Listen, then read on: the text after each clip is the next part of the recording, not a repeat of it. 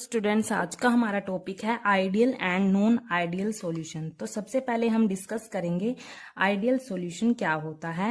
N ideal solution is that solution in which each component obeys roles law under all conditions of temperatures and concentrations. तो वो solution जो roles law को completely ओबे करेगा all conditions of temperature and concentration पर, जो भी solution roles law को कंप्लीटली ओबे करेगा, उसको फॉलो करेगा कंप्लीटली, हम उस सॉल्यूशन को क्या बोलेंगे? आइडियल सॉल्यूशन बोलेंगे। ठीक है, तो जो ये रोल्स लॉ को कंप्लीटली ओबे करता है, हमने रोल्स लॉ क्या स्टडी किया था लास्ट वीडियो में? हमने किया था, प्लेलिस्ट में आपको वो वीडियो मिल जाएगी। ठीक है, तो रोल्स लॉ हमने लिक्विड सॉल्यूशन के लिए हमने स्टडी किया था, वहां से हमें फॉर्मूले मिले थे। ठीक है, रोल्स लॉ ने क्या बताया था कि जो पार्शियल वेपर प्रेशर होता है ईच कंपोनेंट का, वो डायरेक्टली प्रोपोर्शनल होता है मोल फ्रैक्शन ऑफ दैट कंपोनेंट्स। ठीक है, तो हमें वहां से फॉर्मूले मिले थे। देखो यहाँ पर मान लो जो सॉल्यूशन है वो हमारे पास सॉल्यूशन है दो कंपोनेंट से मिलके बना है। मान लो ए कंपोनेंट और बी कंपोनेंट। मान लो ये सोल्यूट है और ये सोलवेंट है, दोनों ही कैसे हैं? लिक्विड हैं। ठीक है, कैसे हैं? लिक्विड सॉल्यूशन, ये कंपोनेंट है, दोनों ही लिक्विड कंपोनेंट हैं। ठीक है, तो वहां से हमें फॉर्मूला मिला था रोल्स लॉ से, जो पार्शियल वेपर प्रेशर है कंपोनेंट ए का, वो किसके इक्वल होगा? Mole fraction of component A multiply pure state में vapour pressure of component A का। ठीक है, एक ये मिला था। एक क्या मिला था? कंपोनेंट बी के लिए same, mole fraction of component B multiply pure state में vapour pressure of component B का। ठीक है, एक ये मिला था। अब क्या किया था हमने रोल्स लॉ में? इन दोनों को मिक्स कर दिया था। ठीक है, टोटल जो हमारे पास सॉल्यूशन का वेपर प्रेशर आया था वो क्या आया था? जब हमने इन दोनों को ऐड कर दिया था तो हमारे पास टोटल आ गया था वेपर प्रेशर सॉल्यूशन का। ठीक है,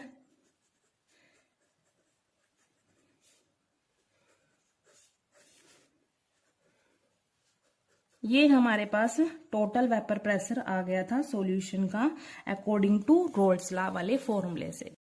देखो यहाँ पर मैंने फॉर्मूले भी लिख दिए जो कि हमें रोल्स लॉ से मिले थे फॉर वोलेटाइल लिक्विड के लिए। ठीक है, अब देखो हम बोल रहे हैं कि वो सॉल्यूशन जो कंप्लीटली रोल्स लॉ को ओबे करेगा, उसको कंप्लीटली फॉलो करेगा, उस सॉल्यूशन के ईच कंपोनेंट भी उसको ओबे करेंगे under all conditions of temperature and concentration पर, हम उसको आइडियल सॉल्यूशन बोल रहे हैं। लेकिन कैसे? देखो कैसे।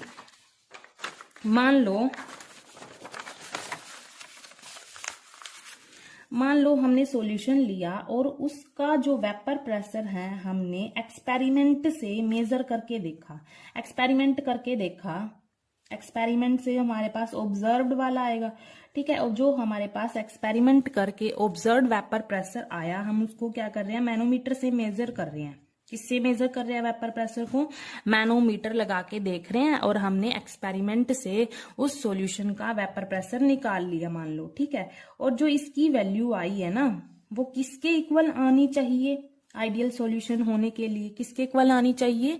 रोल्स लॉ से जो हमें फॉर्मूला मिला है, अगर हम उस फॉर्मूले का यूज करके यहाँ पर सॉल्यूशन का वेपर प्रेशर निकालें, तो इस एक्सपेरिमेंटल जो हमारे पास P ऑब्जर्व है ना, ये वेपर प्रेशर ऑब्जर्व जो हमने एक्सपेरिमेंट करके निकाला है, इसकी वैल्यू इसके इक्वल आनी चाहिए। इस फॉर्मूले से जो हम वेपर प्रेशर निकालेंगे ना सॉल्यूशन का, इसके इक्वल आनी चाहिए इन दोनों की वैल्यू। मतलब मैं इसको थ्योरेटिकल लिख रही हूँ, जो हमें इस फॉर्मूले से मिलेगा वेपर प्रेशर सॉल्यूशन का, मैं उसको थ्योरेटिकल लिख रही हूँ।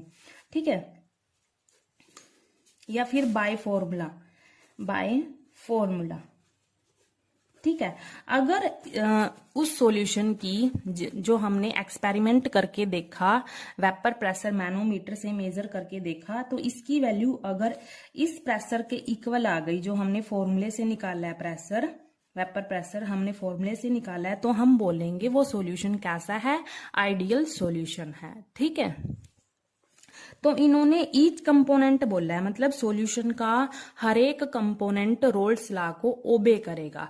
ठीक है, ऐसे ही क्या होगा? जो ईच कंपोनेंट है हमारे पास, मान लो ए कंपोनेंट है और बी कंपोनेंट है, ऐसे ही इनकी एक्सपेरिमेंट करके वैल्यू निकाल के देखी तो वो वैल्यू भी किसके इक्वल आई, जो ये फॉर्मूले से हमें वेपर प्रेशर मिला ईच कंपोनेंट का, इनके इक्वल आई। तो हम बोल रहे हैं इसको, इस सॉल्यूशन को क्या, कैसा सॉल्यूशन है ये, आइडियल सॉल्यूशन है। ठीक है, अब देखो यहां पर, अब देखो मान लो हमारे पास जो कंपोनेंट ए है, ये कंपोनेंट ए है हमारे पास, और ये कैसा कंपोनेंट है, मान लो ये कंपोनेंट बी है। ठीक है, अब इसमें जो मॉलिक्यूल्स होंगे वो कैसे होंगे, ए टाइप के होंगे। ठीक है, इस बी कंपोनेंट में कैसे मॉलिक्यूल होंगे, वो भी बी टाइप के, दोनों ही लिक्विड कंपोनेंट है हमारे पास। ठीक है, अब इसमें जो इंट्रैक्शन होगी मॉलिक्यूल्स के बीच में वो कैसी होगी, ए टाइप की होगी, और इसमें कैसी होगी, बी टाइप की इंट्रैक्शन होगी। ठीक है, मॉलिक्यूल्स के बीच में जो इंटरमोलिकुलर फोर्सेस ऑफ अट्रैक्शन है, इसमें तो ए टाइप होगी और इसमें कैसी होगी, बी टाइप। अब क्या किया हमने, इन दोनों लिक्विड को मिक्स कर दिया, इन दोनों लिक्विड को मिक्स कर दिया तो हमारे पास एक सॉल्यूशन बन के आया। उस सॉल्यूशन में जो मॉलिक्यूल्स होंगे वो ए के भी होंगे और बी के भी होंगे, है ना। तो यहाँ पे हमें जो इंट्रैक्शन मिलेगी वो कैसी मिलेगी, ए बी टाइप की मिलेगी। कैसी मिलेगी, ए बी टाइप की इंट्रैक्शन मिलेगी। इंटरमोलिकुलर फोर्सेस ऑफ अट्रैक्शन जो मॉलिक्यूल्स के बीच में होगी वो कैसी होगी, ए बी टाइप की होगी। ठीक है, अब देखो यहां पर, अब इसमें बोला है आइडियल सॉल्यूशन में क्या होता है, जो ए टाइप की इंट्रैक्शन है ना, जितनी भी इंटरमोलिकुलर फोर्सेस ऑफ अट्रैक्शन इनके बीच में है ए टाइप में, उतनी ही बी टाइप में भी है, और उतनी ही किस में है, जो हमें सॉल्यूशन मिला था इन दोनों को मिक्स करके, उतनी ही intermolecular forces of attraction A B type में भी है। मतलब यहाँ पर जो इंटरमोलिकुलर फोर्सेस ऑफ अट्रैक्शन का मैग्नीट्यूड है ना, वो तीनों में बराबर है। मतलब A intermolecular forces of attraction किसके इक्वल है, बी के भी इक्वल है, और ए बी इंट्रैक्शन भी इक्वल होगी यहाँ पर। मतलब जो यहाँ पर इंटरमोलिकुलर इंट्रैक्शन है ए बी और ए बी की इक्वल है सारी इंटरमोलिकुलर फोर्सेस ऑफ अट्रैक्शन का जो मैग्नीट्यूड है यहाँ पर।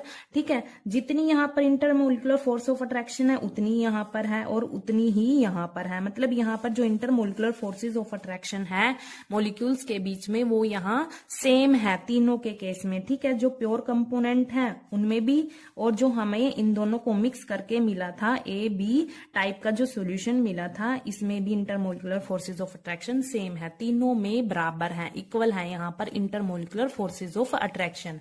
ठीक है, तो मैंने यहाँ पर लिखा हुआ है, देखो, an ideal solution of the component A B is defined, भाई सॉल्यूशन में कंपोनेंट कौन कौन से हैं, ए और बी हैं।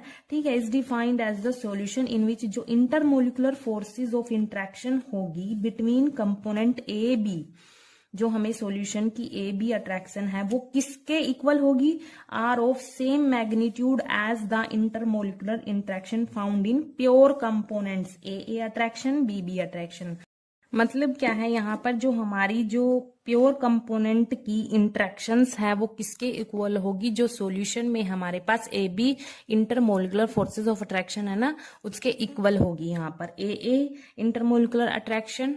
ठीक है, और B intermolecular forces of attraction और A B intermolecular forces of attraction का मैग्नीट्यूड यहाँ पर बराबर होगा। ठीक है, तीनों केस में यहाँ पर intermolecular forces of attraction equal होंगी यहाँ पर। ठीक है, अब देखो यहाँ पर ideal solution will satisfy the following conditions. मतलब आइडियल सॉल्यूशन होने के लिए कुछ कंडीशन होनी जरूरी है सॉल्यूशन के लिए।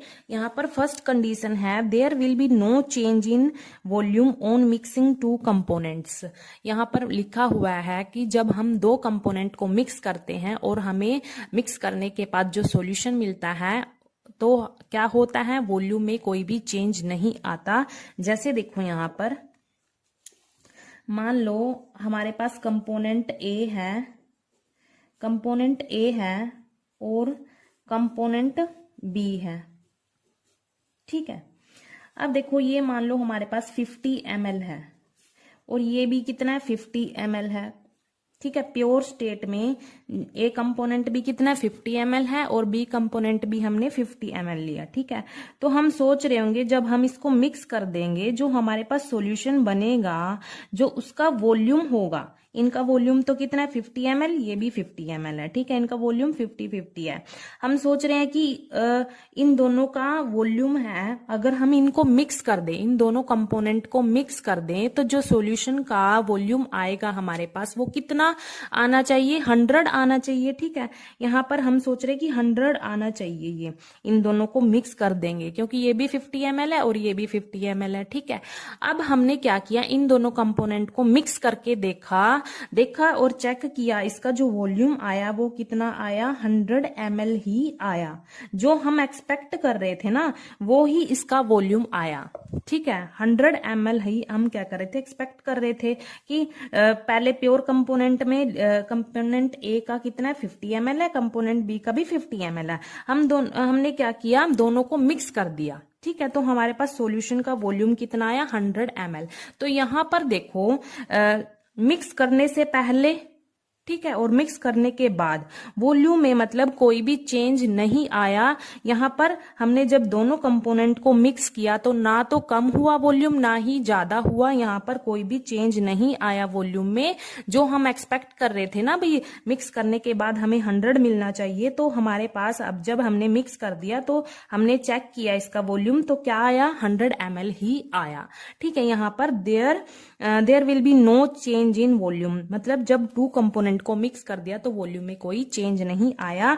डेल वी मिक्स का मतलब क्या है, चेंज इन वॉल्यूम। तो हम क्या लिखेंगे, जब कोई भी चेंज नहीं आया तो हम लिखेंगे del V mix equals to 0। ठीक है, देखो इसका रीजन क्या है, इसका रीजन सेम यही है जो हमने पीछे इंटरेक्शन पढ़ी है ना, प्योर कंपोनेंट्स की और सॉल्यूशन की जो इंटरेक्शन होती है वो सेम होती है, उनका मैग्नीट्यूड सेम होता है।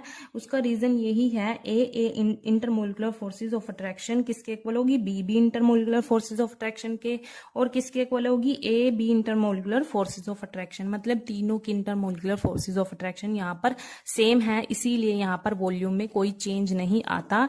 देखो कैसे, मान लो यहाँ पर ए कंपोनेंट में ए इंटरमोलिकुलर फोर्सेस ऑफ अट्रैक्शन, यहाँ पर बी है और यहाँ पर ए बी है। जितने मॉलिक्यूल्स, जितना डिस्टेंस इन मॉलिक्यूल्स के बीच में है ना, यहाँ पर ए मॉलिक्यूल्स के बीच में, उतना ही डिस्टेंस प्योर कंपोनेंट में, जितना डिस्टेंस ए मॉलिक्यूल्स और बी मॉलिक्यूल्स के बीच में है उतना ही यहाँ पर ए बी मॉलिक्यूल्स के बीच में डिस्टेंस है। मतलब जितनी दूरी पर यहाँ, जितने पास पास यहाँ मॉलिक्यूल्स हैं उतने ही यहाँ पर पास पास मॉलिक्यूल्स हैं सॉल्यूशन में भी। ठीक है, मतलब उनका डिस्टेंस क्या है, यहाँ पर सेम है। अगर यहाँ पर जो उनके बीच में जो इंट्रैक्शन यहाँ पर सेम है तो वॉल्यूम भी क्या होगा, सेम ही होगा। ठीक है, वॉल्यूम कम ज्यादा नहीं होगा यहाँ पर। अगर मान लो यहाँ पर प्योर कंपोनेंट में बिल्कुल पास पास हैं मॉलिक्यूल्स, ठीक है, मान लो प्योर कंपोनेंट में मॉलिक्यूल्स क्या है, बिल्कुल पास पास हैं और सॉल्यूशन में दूर दूर है। ठीक है, तो प्योर कंपोनेंट में पास पास है तो वॉल्यूम क्या होगा, कम होगा। अगर यहाँ मॉलिक्यूल्स दूर दूर हैं, ठीक है, फैल रहे हैं मॉलिक्यूल्स, तो क्या होगा, वॉल्यूम बढ़ जाएगा। लेकिन यहाँ पर क्या है, ऐसा नहीं है, क्योंकि जो इंटरमोलिकुलर फोर्सेस ऑफ अट्रैक्शन यहाँ पर तीनों के केस में सेम है, इनका magnitude intermolecular forces of attraction का, इसीलिए यहाँ पर जो वॉल्यूम है प्योर कंपोनेंट में भी सेम होगा और आफ्टर मिक्सिंग दिस कंपोनेंट जो हमें सॉल्यूशन मिलेगा उसमें भी वॉल्यूम क्या रहेगा, सेम रहेगा, इसीलिए वॉल्यूम में कोई चेंज नहीं आया। ठीक है, अब देखो जो हमारे पास सेकेंड कंडीशन है वो देखो क्या है, there will no change in enthalpy when two components are mixed. जब हम दो कंपोनेंट को मिक्स करते हैं तो एंथैल्पी में भी कोई चेंज नहीं आता। हम चेंज इन एंथैल्पी को डिनोट करेंगे del H mixing equals to 0। कोई चेंज नहीं आ रहा तो ये किसके इक्वल आएगा, 0 के इक्वल आएगा। ठीक है, ना तो हीट इवॉल्व होगी ना ही एब्सॉर्ब होगी। ठीक है, देखो आपको पता है कि जब भी कोई नया बॉन्ड बनता है तो क्या होती है, एनर्जी रिलीज होती है। ठीक है। एनर्जी क्या होती है, रिलीज होती है। जब भी कोई नया बॉन्ड बनता है तो एनर्जी रिलीज होती है, और जब भी कोई बॉन्ड टूटता है तो उसमें क्या होता है, हमें एनर्जी देनी पड़ती है। ठीक है। अब यहाँ पर भी सेम रीजन है इसका भी, भाई इस एंथैल्पी में कोई चेंज नहीं आया, सेम ही रीजन है यहाँ पर भी। इंटरमोलिकुलर फोर्सेस ऑफ अट्रैक्शन का ही रीजन होगा। ए टाइप की किसके इक्वल होंगी, बी टाइप की इंट्रैक्शन के इक्वल, यहाँ पर भी ए बी टाइप की। ठीक है। अब देखो यहाँ पर देखो, जब ये बॉन्ड टूटेगा, जब ये बॉन्ड टूटेंगे प्योर कंपोनेंट्स के मॉलिक्यूल्स के बीच में, जो ये बॉन्ड टूटेंगे, ठीक है, तभी तो ये नया बॉन्ड बनेगा ना ए बी टाइप का। ठीक है। अब इस बॉन्ड को तोड़ने के लिए, इस बॉन्ड को तोड़ने के लिए मान लो यहाँ पर हमने कितनी एनर्जी दी, मान लो कितनी एनर्जी दी, यहाँ पर 10 जूल लिख दिया मैंने। ठीक है। यहाँ पर भी सेम, क्योंकि इंटरमोलिकुलर फोर्सेस ऑफ अट्रैक्शन है जो सेम है, यहाँ पर भी मान लो 10 जूल दी। ठीक है। तो ये बॉन्ड तोड़ा हमने यहाँ पर, तो यहाँ पर हमने क्या दी, एनर्जी प्रोवाइड करी। अब ये बॉन्ड टूटे तभी तो नया बॉन्ड बना। ठीक है। अभी मैंने बताया जब भी कोई नया बॉन्ड बनता है तो एनर्जी क्या होती है, रिलीज होती है।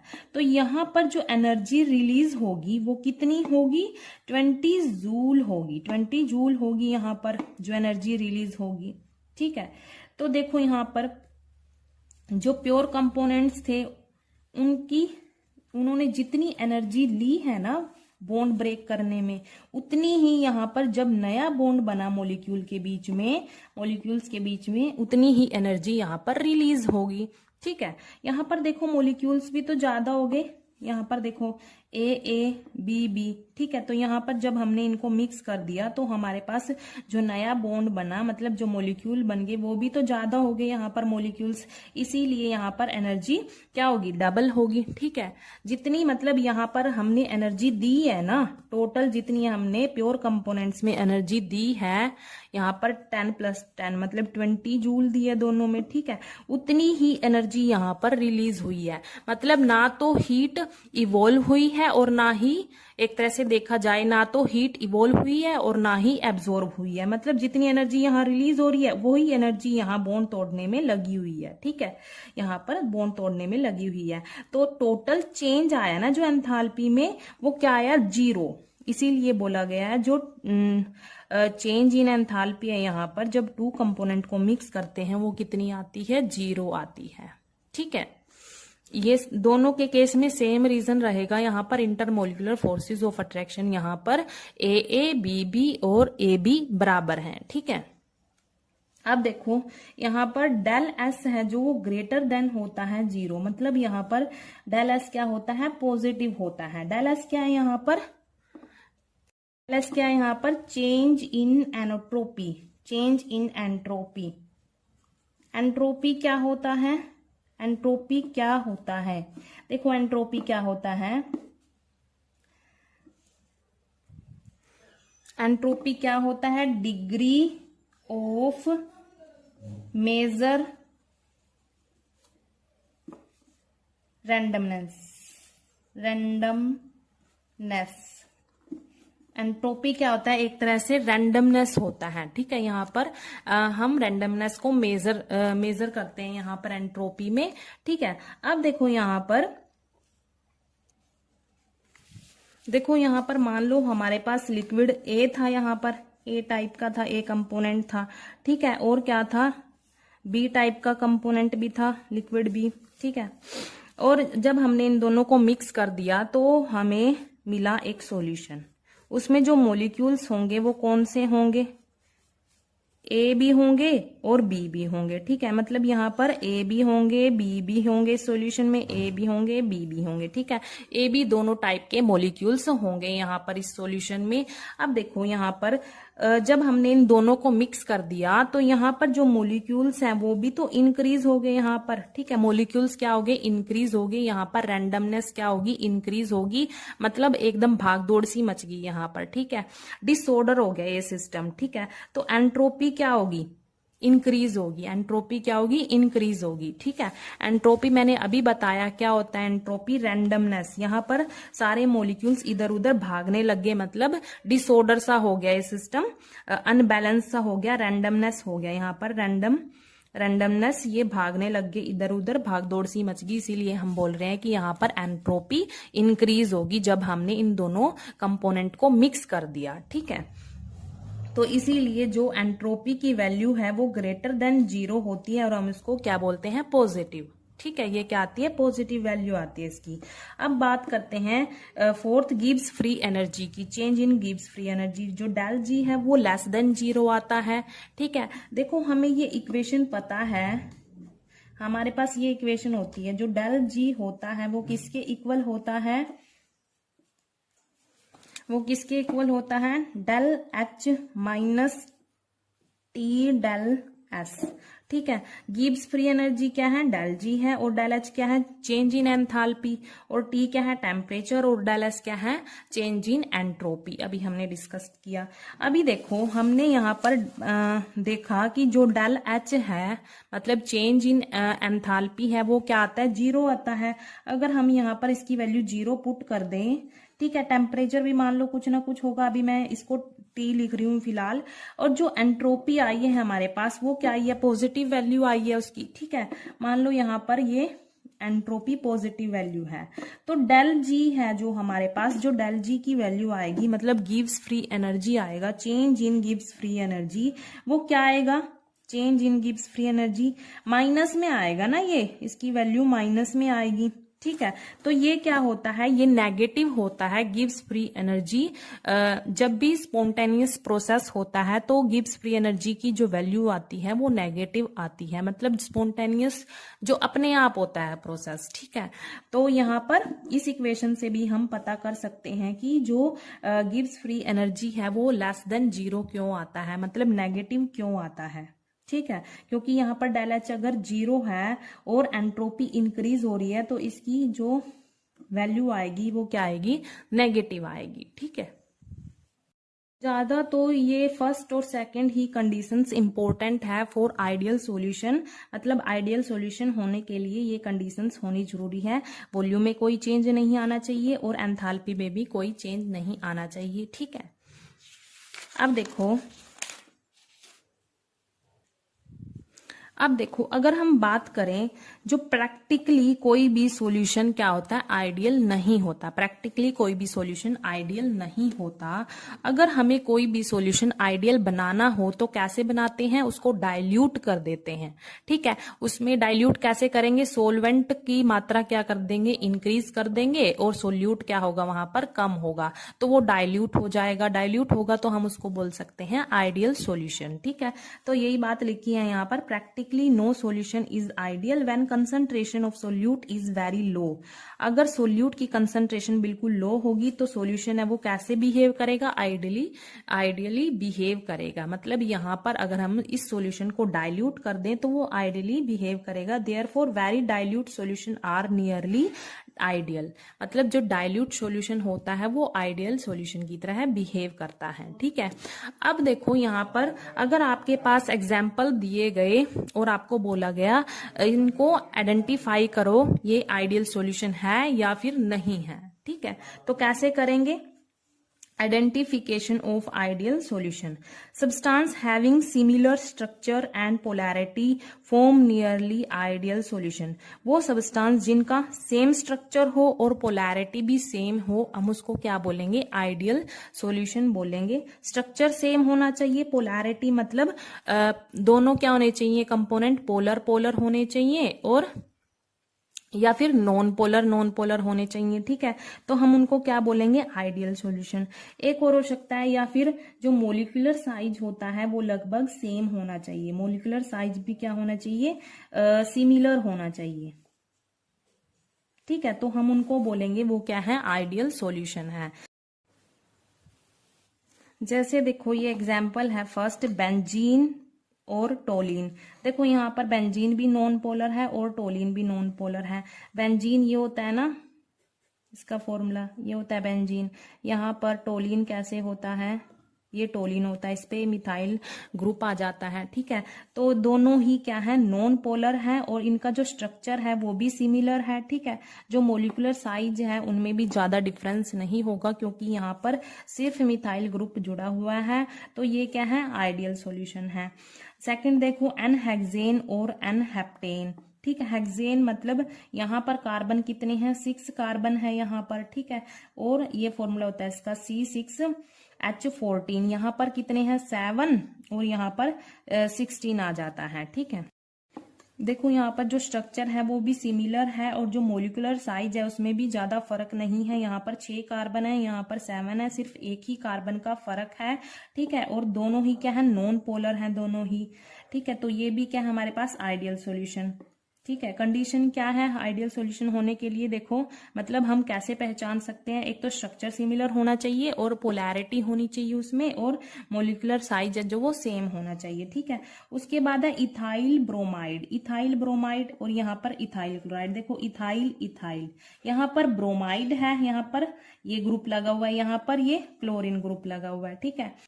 देखो यहाँ पर इनका इथाइल ब्रोमाइड का जो फॉर्मूला होगा C2H5Br होगा यहाँ पर, और इसका क्लोराइड वाले का C2H5Cl होगा। मतलब यहाँ पर फ्लोरीन क्लोरीन, क्लोरीन के बाद सीधा ब्रोमीन आता है। इनके साइज में इतना ज्यादा डिफरेंस नहीं होगा। देखो जो स्ट्रक्चर है वो भी सेम है और दोनों ही कैसे हैं, पोलर नेचर के हैं। पोलर मतलब जब इलेक्ट्रॉन एक्टिविटी डिफरेंस क्रिएट हो जाता है तो हम उसको पोलर बोलते हैं। यहाँ पर कार्बन और ब्रोमीन के बीच में इलेक्ट्रॉन एक्टिविटी डिफरेंस क्रिएट होगा, यहाँ पर भी कार्बन और क्लोरीन, तो दोनों ही क्या होंगे, पोलर नेचर के होंगे। फोर्थ देखो यहाँ पर क्या है, क्लोरोबेंजीन और ब्रोमोबेंजीन, ठीक है।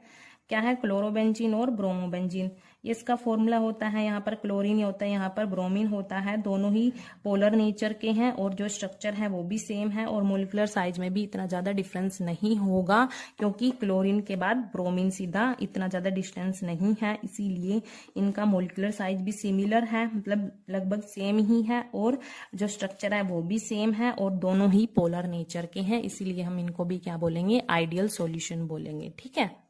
को जो आइडियल सॉल्यूशन होता है उसका ग्राफ कैसा होता है, बिल्कुल रोल्स लॉ में जो हमने वोलेटाइल लिक्विड्स के लिए डिस्कस किया था, लिक्विड लिक्विड सॉल्यूशन के लिए ग्राफ हमने डिस्कस किया था, बिल्कुल सेम है। क्योंकि आइडियल सॉल्यूशन कौन से सॉल्यूशन होते हैं, जो रोल्स लॉ को कंप्लीटली फॉलो करते हैं, कंप्लीटली उनको ओबे करते हैं, तो उस सॉल्यूशन को हम आइडियल सॉल्यूशन बोलते हैं। इसीलिए इसका जो ग्राफ होगा वो भी कैसा होगा, बिल्कुल डिट्टो रोल्स लॉ वाला ग्राफ होगा इसका। मैंने इसको डिटेल में समझाया है, वो वीडियो आपको प्लेलिस्ट में मिल जाएगी, वहां से आप इसको देख सकते हैं। Thank you.